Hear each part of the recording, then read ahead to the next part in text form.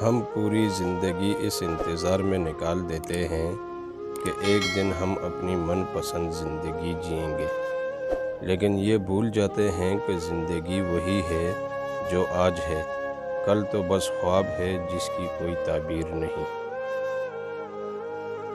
سب سے کم ظرف انسان تو وہ ہوتا ہے جب تم سے اس کا دل بھر جائے تو وہ تمہاری ہی خوبیوں کی نفی اور تمہارے راز فاش کرے، اور تمہارے اچھے برتاؤ کا انکار کر بیٹھے، اور جو بات تم میں نہیں وہ لوگوں سے کہتا پھرے۔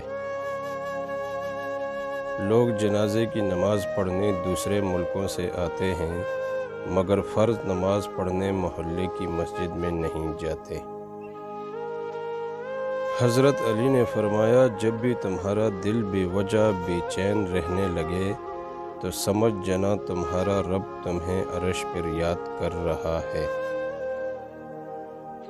انسان بہت ہی سخت جان چیز ہے، جس بات کا تصور بھی برداشت نہیں کر سکتا، جب وہ حقیقت بن کر ٹوٹ پڑتی ہے تو چپ چاپ برداشت کر لیتا ہے۔ اس دنیا میں کاغذ کا نوٹ محنت کے بغیر نہیں ملتے، تو جنت کی نعمتیں بھی اتنی سستی نہیں کہ محنت کے بغیر جھولی میں ڈال دی جائیں۔ حضرت علی نے فرمایا، جس دن تم کسی رشتے کو شک کی نگاہ سے دیکھنے لگو گے تو سمجھ جانا اس دن سے اس رشتے میں محبت، پیار اور عزت ختم ہونا شروع ہو جائے گی۔